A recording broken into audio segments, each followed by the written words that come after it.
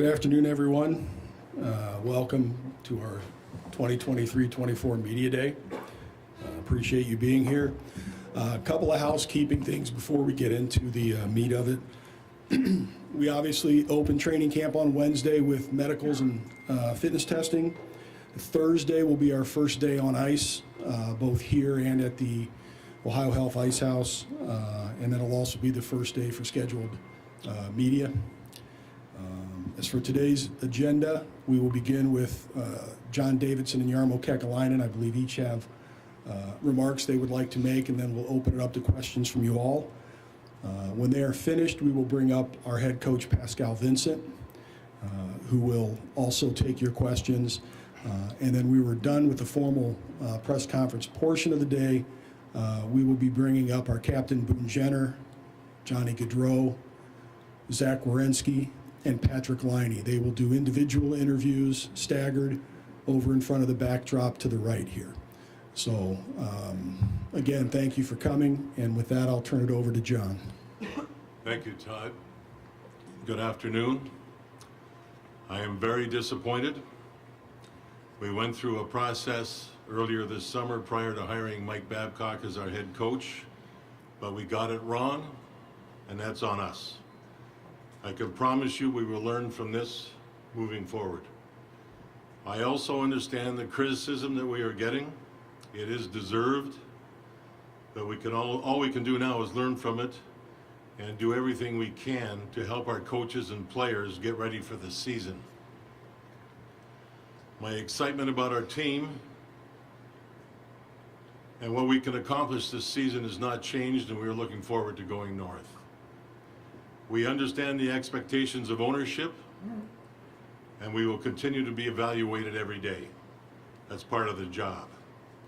We understand that, but our focus right now is on our players and our coaches and getting ready for this season.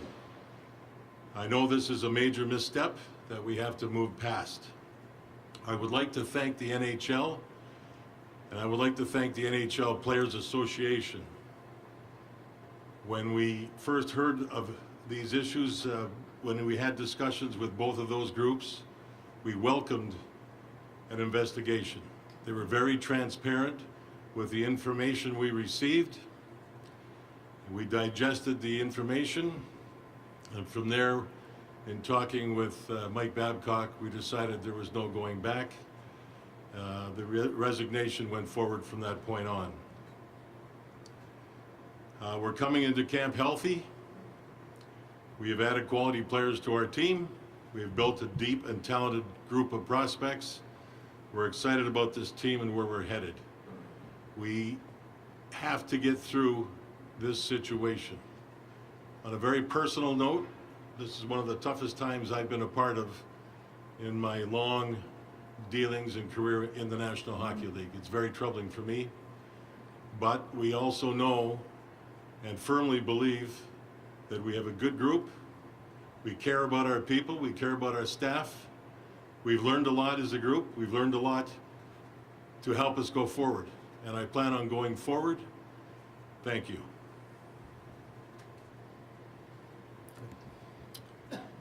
This morning I had a meeting with the players, and I apologized for any inconvenience, awkward situation that this may have put them in, and it was my sincere apology to them. I'm extremely disappointed by what has transpired over the last week.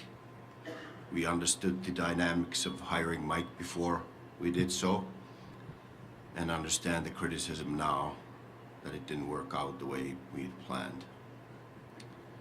Mike was hired based on personal relationships we've had with him, the feedback we'd received from numerous people in the game that we know and respect, and extensive conversations with Mike. It's obviously fair to question our due diligence, but I can assure you that it was done thoroughly. At the end of the day, I believe that Mike Babcock deserved another opportunity to coach. Obviously, that was a mistake, and that responsibility is mine. I do not believe there were any ill intentions on Mike's part in the way he conducted interviews. with our players to get to know them. However, whether there was intent or not, some of our players weren't comfortable with his methods, and that was concerning. As we gathered information and had numerous discussions, both internally and externally, it became very clear that the distractions caused by this were too great and were having a negative impact on our players. As a result, we came to a conclusion with everybody involved in the process that the best course of action was for Mike to step down and Pascal Vincent to take over as the head coach of the Columbus Blue Jackets. Our organization's built on values that we take very seriously. We value hard character and attitude with the emphasis on pride, professionalism, and respect. These are the ideals that guide how we operate on the ice, in the community, and in everything that we do. We are committed to doing the best we can and doing things the right way to represent our organization, city, fans in a manner that earns their respect, trust, and support. Nothing is more important. We believe our players and everyone else inside and outside our organization should be treated with respect all the times. Failing to live up to that standard is not acceptable. Are we perfect? No. Can we do better? Yes, and we will. Pascal is prepared for this opportunity. He has earned it. While the circumstances are less than ideal, he's a very good coach, and nothing should detract from that. He was a strong candidate as we went through the process and looked at earlier this year, and we are fortunate to have him in a position to lead our team. And just like JD said, that, and I told this to our team too, that for a little while this is the most excited that I've been going into the training camp, and it's sad that we're here talking about this and disappointing obviously, but there's a lot of excitement inside the locker room to put this past us, move forward, and stick together and make us a stronger team. Okay, with that, if you have a question, I'll ask that you raise your hand and we'll get you a mic. Start with Aaron Portzline, second row. Thanks, Todd. A question for both of you. How difficult do you think it will be for the room to move past this? I guess this could go one of two ways. It could galvanize a group or it could fracture a group. Can you have a sense coming out of your meeting today which direction that is right now? Your thoughts on that? Yeah, I had a meeting with the leadership group yesterday separately, and then with the whole team this morning, and I believe that they are ready to move past this. They want to move past this. They want to use it as something that can make us stronger. They're all excited about this year, and I just before coming here talked to our captain as well.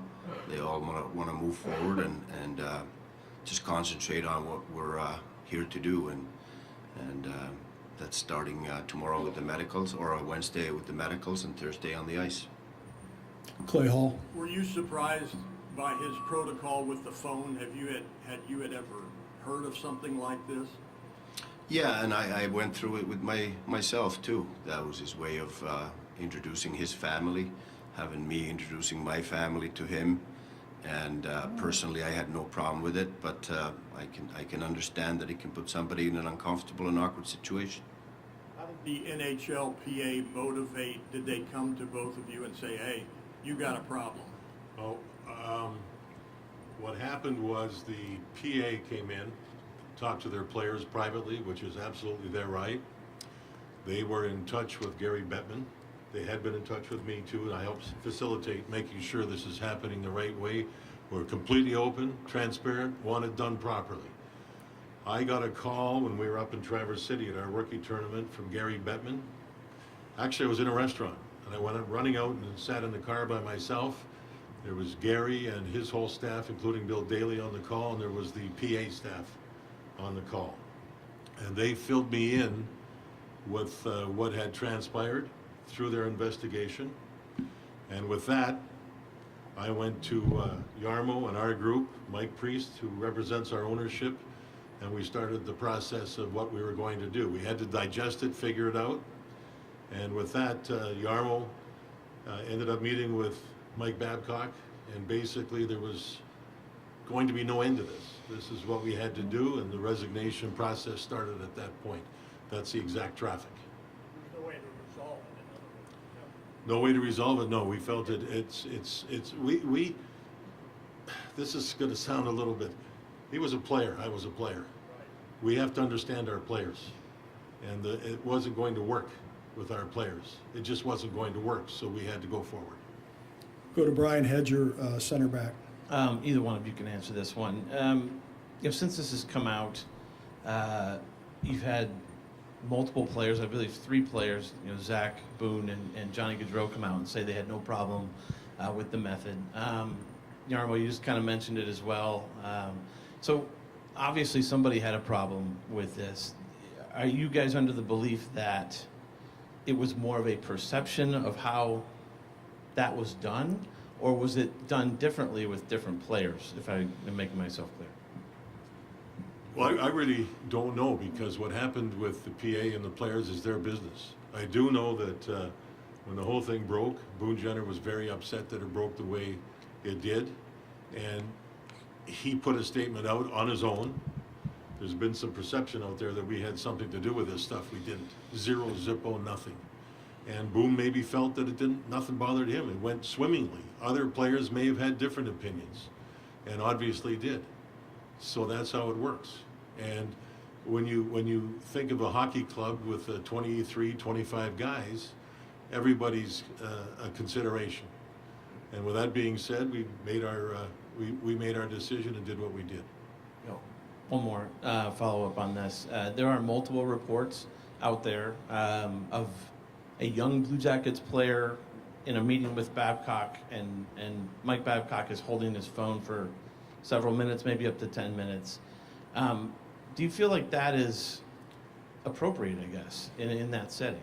I don't feel it would be appropriate, but I don't know what happened. We've never been told that. I have no idea. Next, we'll go to Whitney in the front row. Yarmo, you mentioned you apologize for any awkwardness or anything that the players may feel. Is there any concern, and this is, I guess, for both of you, how maybe this was reported, like whichever younger players felt uncomfortable that it didn't maybe go through, like they didn't go to Boone, or maybe they didn't come to you guys. You guys have more information than we do, but is there any concern with that communication? Yeah, over the years, I've been here now for 10 years, and I've had numerous players come to me with some of the problems they may have on the ice, off the ice, with their families, different things. It's a complex relationship with the management and the player. It isn't always comfortable for them to come to me with their problems. We may be in the middle of a contract negotiation or something, and then they don't want to let me know that they're having problems. I'm just making it up, but that's one thing I mentioned to the team too, that I want to keep building a relationship with the players, that they can trust us and always come to us in any situation, how difficult it may be, and trust us that we always have their best interest in heart, and we'll help them no matter what it is. And I have that relationship with many of the players that I've worked with in the past that are not playing anymore, and I have a few of them on our staff actually. I take pride in that. I worked in scouting and drafting and developing those players, so I felt that relationship was always important, and not just to care about the player and the athlete, but the person as well. But it is a complex situation. It is not as simple for the players to always be honest about how they're feeling or what's going on in their lives, and show, I guess, vulnerability to us that are in this position to decide about their future in hockey, and that makes it difficult. And JD, you mentioned that you were both players. You have a very young core with this team. Is that something that seeing the change that hockey is maybe going through with some of these younger guys, you can't coach them the way or interact with them the way they used to. Was that something that you guys are still like learning and considered here? I think with hockey clubs, when you have 25 players on your team, whether they're raw rookies or older fellas, everybody's got a different personality. And you watch for that, you try to deal with it. And I know that obviously times change, you try to evolve. I'm a bit older now in this business, but I do have children, I have grandchildren. And I see how it all operates. I try to watch it. I try to learn, actually, to be honest with you. And that's something that we have to keep evolving with. Whether it's our training staff and how they deal with the young players with injuries, it's the coaches and how they deal with them. It's everything. And we're responsible with learning that part of it. We're responsible with the evolution of the young player of today, which is different than back when I played, obviously. Actually, maybe in some ways, no, we had problems back then too. We really did. But it's certainly, again, it's on us. It's on me to evolve with this, to learn, to go forward the right way. And that being said, it's to do with total respect for the players. Nicole here on the left. So JD, you said we got it wrong and this was a major misstep, but this was something that was kind of clear from the beginning, that the potential for there to be a problem was here. As soon as Mike Babcock's name was floated, people felt this was a very controversial hire and that the potential was greater for there to be a problem than for it to go smoothly. Now in hindsight, Yeah. how would you respond to the fans, to the media? There were a lot of people who said this was not the right thing for the Jackets to do at the time. How do you respond to them now? Maybe they were right. It's on us. It's on me. And I respect opinions around. We did a lot of research. When we went through this process, Mike came into Columbus 2 or 3 different times and came to my home and with our group, and we went through a lot of different things. And sometimes you just flat out make a mistake. We made a mistake. I'm free to sit up here and tell you that. And to our fans, I think some were excited, some were going, ooh, what's this going to be about? It didn't work. I think as a group we owe them the explanation and apology, but we're also very comfortable in going forward with Pascal. Once we get through this, he's a good coach. He's a terrific human being. So we have to look in that direction. We've learned. There's nothing more that I can say that we've learned. Go to Clay Hall. Ownership put out a statement here in the last half hour or two. Did they discuss possible changes in the front office to either of you? And have you been put on some kind of notice that we can't be here again? Very, very fair question. I think what's happened here is we've had discussions with our ownership, who was very supportive, and it was revolving around our goals for this season. And we need to make a major improvement compared to a year ago with all the issues we had, and I think we still can. And so I believe that the ownership is in a situation where they believe that, and it's on us to prove it. So we're going into this season, we need improvement, we need to show that our young people that we have, our healthy people that we have, everything from A to Z is going to go in the right direction, and we appreciate the support. But primarily with the win-loss record. Yeah, it has to do, we're in the win-loss business, and that's what it has to do with. But I also, you know, when you think of hockey and sports and win-loss, it's very interesting because, and I've mentioned it, I don't know how many times when we've been involved with press conferences, that we try to make Columbus a better place. And that's always been a mandate from ownership. This is a big bump on the road, a big bump, big pothole, whatever you want to call it, but we're still going to make Columbus a better place. Our staff, our group, our players, people in the business side, they're constantly in the community building parks or meeting with people or helping the people that need help, kids all over the place, the rinks they've built. It goes on and on and on. I'm not going to let this get in the way of the Blue Jackets organization continuing to make the greatest Columbus area a better place. It's something that's very important to the ownership, and it's really important to me. Dave, right in the front center. Obviously, the season starts in a month here. I'm curious, how much do you think this is a setback for the team? How do you just move forward for both of you kind of knowing that you've got to take the ice for training camp in 2 days? Players love to play hockey. I think they love to put this behind them and move forward and get to do again what they love to do, is get on the ice and compete and win hockey games. That's what they're focused on for their own careers and for the sake of the team. And based on my conversations, they're really looking forward to just moving on and getting on the ice. How We did got that? Oh, sorry. Quick follow-up, and we've got time for 3 more. So, How did that conversation go with Pascal? Obviously, you had the meeting with Babcock. He resigns, and then how did you guys come to deciding on Pascal? Well, he was the perfect choice. He was very close to our first choice anyway. He's been with our organization now for 2 years. He was interviewed for the head coaching position 2 years ago, and we were very impressed with him. Hired him as an associate head coach at the time, and he's a perfect continuation to what's been a long-term plan all the way. Okay, we'll go to Aaron Portsline.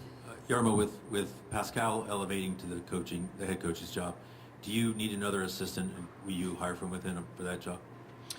We've had discussions about that, how to round up the group, and we will continue to have that with Pascal and see what our best options are and move forward from there. And JD, for clarity's sake, the phone call from the NHL and the NHLPA in Traverse City, what date was that, Friday or Saturday? I believe it was Friday. I believe. It's kind of a fog, to be honest. I believe it was Friday. And we immediately met with our group and with our ownership through Mike Priest, and we got heavily into discussions, even though we had had discussions prior just because it was bubbling. But you've got to wait for the investigation to finalize, and those people did a good job with this. They did a good job in helping us. Next, go back to Mike A-Race. John, if I'm hearing you correctly, Oh, there you are, sorry. you're saying you don't know what he did. I think that what is fair to say is he's made players very uncomfortable.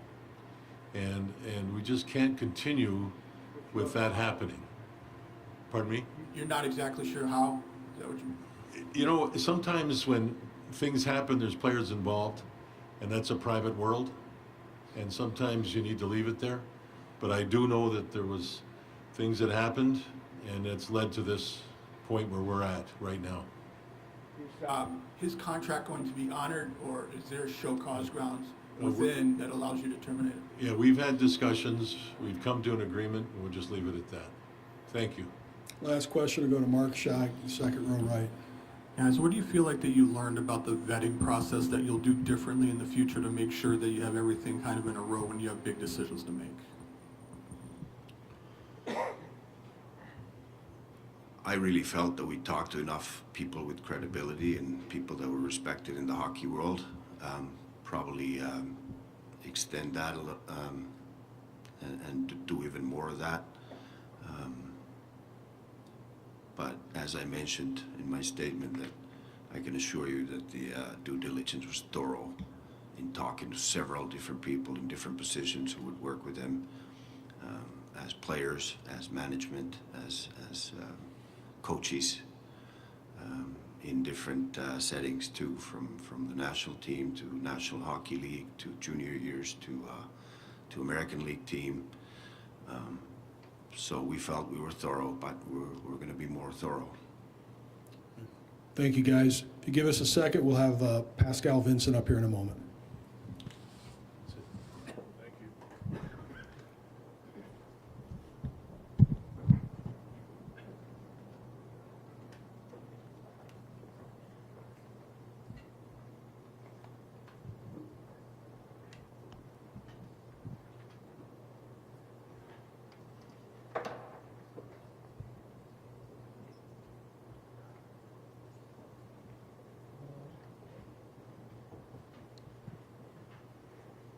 And I think Pascal has a couple of comments he'd like to make, and then we'll open it up to your questions. And again, just raise your hand. And since Pascal's probably new to some of you, I'll just let you introduce yourselves.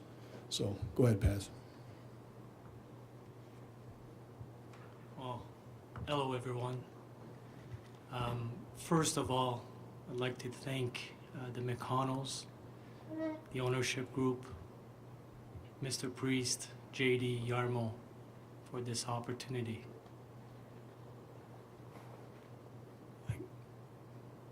It's been a difficult few days, don't get me wrong. And we've been facing some adversity. And as a team, as a person, as a coach, what do? You face it and you move on. And that's what we intend to do. We're gonna move on. I know our players have been working extremely hard this summer. I know what we did as coaches. And our focus right now is we're looking ahead. What can we do today to get ready for tomorrow? And we're gonna be ready for Thursday. We're gonna be on the ice Thursday and we're gonna get going. And that's our plan. Our plan is to be a highly competitive team that will be working extremely hard, but also we want to make sure that our fans are proud to be Columbus Blue Jackets fans. And that's it. We're going to stick to the process, we're going to move forward, and we're excited to be here, really excited. It's been hard, but we got to focus on the moment and tomorrow and getting ready for training camp. We're going to be ready. First question, go to Aaron Portzline in the second row on the right. First of all, congratulations, Pascal. How big is your task to make sure that the room is galvanized? Did you feel like you're already there, or is there more work to be done in making sure that everybody here, the players, some of who apparently had a different feeling about their interactions with the previous coach, there could be differences of opinions here. How do you make sure everybody's on the same page and all pulling in the same direction? Well, the advantage that I have is I know those people, right? I've been with them for 2 years. I know they care. They really care about the team. They're not happy about the last year and our results. We have a good room. We really do. And the team concept is not an issue whatsoever. They really care about that team. So to me, that's not an issue at all. Go back, Brian Hedger. Over here. Congrats, Pascal. Thank you. I'm wondering, you had a chance to work a little bit with Mike Babcock in the offseason, I would think, at least going over maybe some concepts or things, or maybe not, but I'm assuming that. What was your experience, I guess, like here? Did you guys, as a coaching staff, kind of know how Mike was going about these interviews with players? As far as Listen, I can only speak to you about my interactions with Mike, and I'm going to leave it at that. It was, we had a good relationship. Mike Babcock is a good hockey coach. We've met a ton this summer, and we've been through a lot of scenarios as far as systems and the mindset behind how we're going to approach this season. So a lot of work has been done. My interactions with Mike were great. Never been an issue. But I can only talk to you about my personal experience. And quick follow-up to that would be, I guess technically you're the third head coach that this team has had within less than a year. Every coach has their own, spin on systems and structure, like you just mentioned. Do you anticipate kind of going forward with some of that stuff that you were working on this summer, or is it going to be kind of new stuff for the guys? I mean, kind of what do the guys expect when they show up? So that's what we did this summer. We went over all the systems and stuff, and that's where we got along really well, Mike and I. His vision of how the game should be played and mine, they align. So there's going to be some changes. What you've seen last year and how we play, we're going to tweak quite a few things. It's going to look different. Adam King with 10 TV. You say it's been a couple difficult days, Yeah. but you're now the head coach of the Columbus Blue Jackets. What have these days been like? I mean, obviously, this was a goal of yours to get here. How have the past couple days been? It's been difficult. Listen, I've been working 30 years to be a coach in the National Hockey League. It's been a long process. But what I'm good at is I'm a team player, and I care about people. And once I signed in as an associate coach, I was an associate coach, and I tried to do my best, and I did my best. So to see the things that are happening and what the organization is facing, it's hard. Once you're a Blue Jacket, you're a Blue Jacket. It doesn't matter what your role is, you're part of it, and you try to do your best, and you try to help people and be the right person for the players. So it's been a hard few days, and then it settles in. And then, like I said, my focus is, okay, what do? We focus on tomorrow, we make sure that we're ready, and the players, I know them. They deserve for the coaches to be ready for training camp, and we will be. You think about, a lot of coaches want to have an entire summer as the head coach, maybe longer. How much of a setback do you think you have knowing you have 1 month to get this team on the ice? Well, ready we've to go? been working hard all summer. We're ready. Like, we're gonna tweak a few things, but a lot of things that we've done all summer as a coaching group, we're gonna keep. So it's the transition is gonna be seamless. Whitney, go ahead. Whitney Harding, NBC4. Pascal, congratulations. Thank you. For those who don't know you, what kind of a head coach can the fifth line expect from you? I'm highly competitive.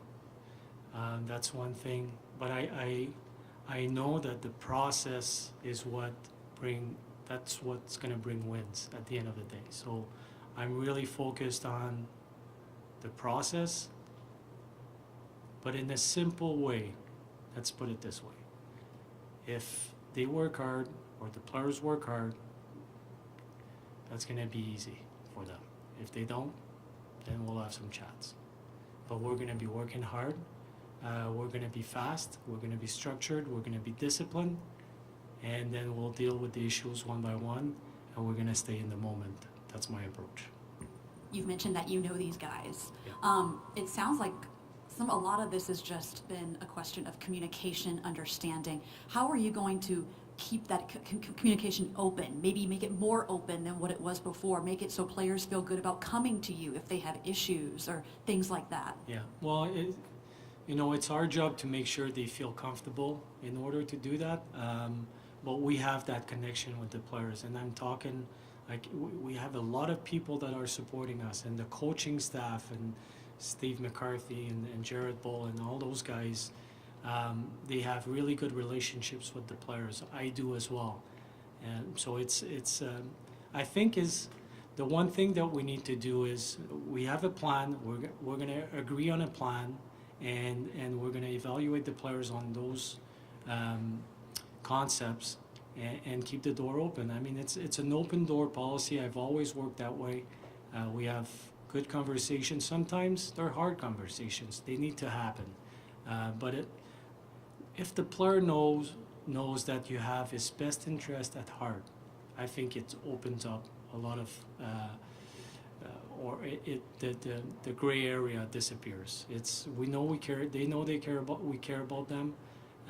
We're gonna keep the door open as we always did, and we're just gonna be honest with them. Listen, I have no secret plays in my game. Like, I have no secret plays. It is what it is. We're going to be honest. We're going to tell the truth, and that's what they expect. NHL players, elite professionals, that's what they expect. They want to know the truth, but they want to have a conversation. And why? Why am I doing this wrong? Well, this is why, and how can we fix it? We need to have a plan to fix the issue. So it's going to be constant. But our main job is to service the client, if I can put it this way, making sure that we provide to the players all the tools necessary, physically, mentally, systems, for them to succeed.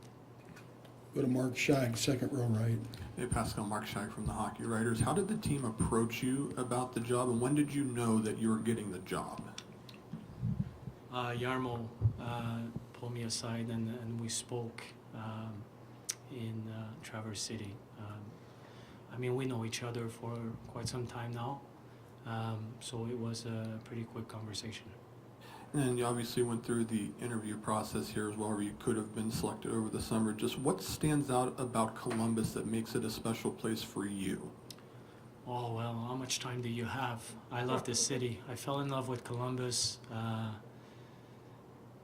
first day I arrived here, but I'm getting to know the city a little bit more now after 2 years. But I remember I've received some calls. Paul Maurice lived there for a year, I believe, and he said, "This is a great city."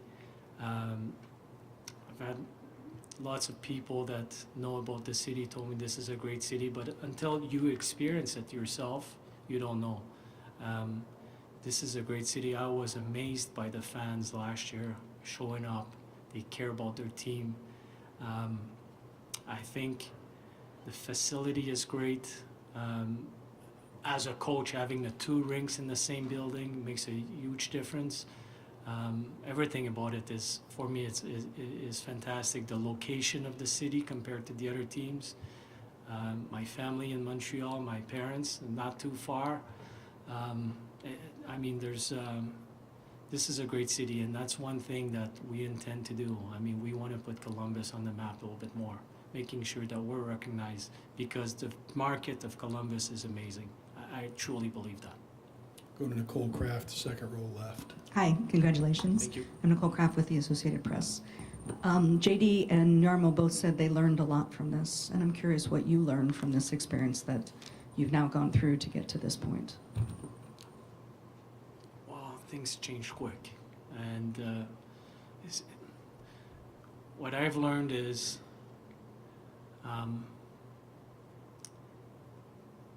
just what we're gonna do in the next few days is what prepared me. Sometimes you do things a certain way and you're trying to do the right thing and you're not sure where it's going, and then first thing you know is you're put in a position that you've been dreaming your whole life.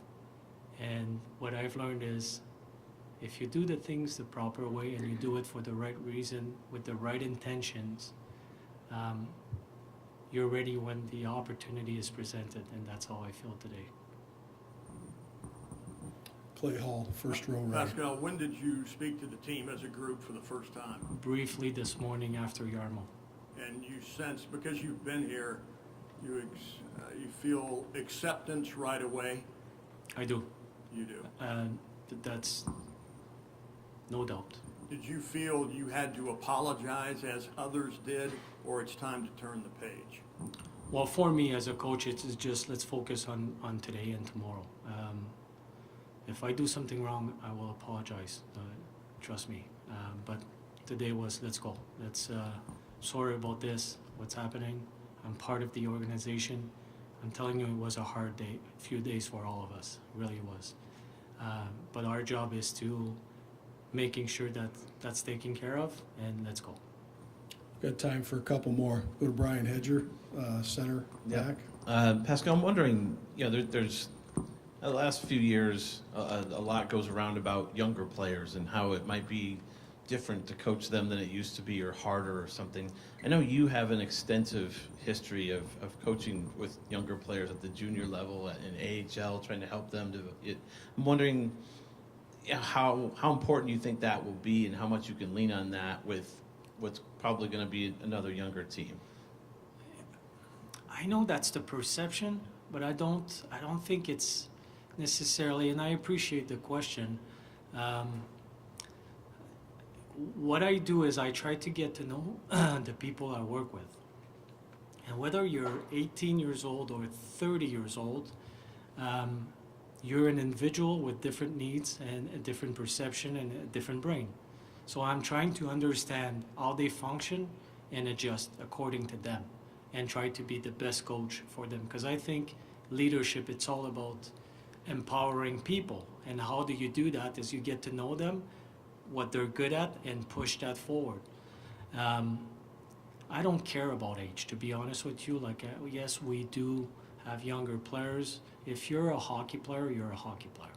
And some guys mature later in their life, and some guys mature earlier in their hockey life. It's all different. But I think being able to understand first, make a plan, execute the plan, reevaluate the plan, and it's like a circle. And that's what I do. That's what we're going to do with our players, making sure that we have the right plan for the players, but it starts with a good understanding of who they are. Yeah, we have some younger players, but they're good players. Our organization did an amazing job at drafting a lot of good players. So the future is really exciting for the Blue Jackets. I truly believe that. And that's why this opportunity is also so exciting. Not only I love the city of Columbus, my family and I, but the team and the people, and I'm a lucky man. I've been lucky my whole life. I've met tremendous people, and I'm still in that position. I'm going to be able to work with the people I really enjoy and truly have a lot of faith in and confidence in, and people that are doing it for the right reasons. Okay, last one, we'll go to Kobe Meyer, center. Thanks, Pascal. Congratulations. Thank you. You talk about the process, and you said it brings wins. Around here, there's been a lot of losing. So how do you stick with the process and convince the fans who show up when the team is in last place? How do you convince them to continue sticking with the process even if the wins don't come right away?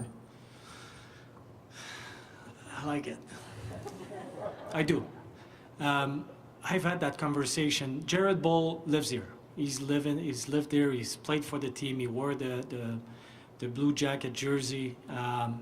He's bleeding Blue Jacket. You know what I mean? Like he's a Blue Jacket. And we talked about the fans, and we were saying how amazed we were with people supporting our team in the fifth line. And I know our marketing people, they're doing an amazing job, kinds of stuff going on. But what we realized is if this team works hard and compete, they will support us. And that's what we need to do. We need to compete. There's no other way to win hockey games anyway. If you don't have that, you don't have anything. So we're going to compete. We're going to be, and they're going to see it. I mean, words are cheap. I get it. But when they see us out there, they'll see it. We're going to compete. We're going to work hard. We're going to be structured. And they'll see that the team is improving. The goal is to win as many hockey games as possible to make the playoffs. And from there, who knows what's going to happen. So that's what we're going to try to do. There's nothing I can say today that can convince anyone. I want them to come here and watch us. That's how we're going to convince them. Great. Thanks, Pazzi. Thank you, everybody. Again, give us a couple minutes and we'll set up with Boone right over here. Thanks very much.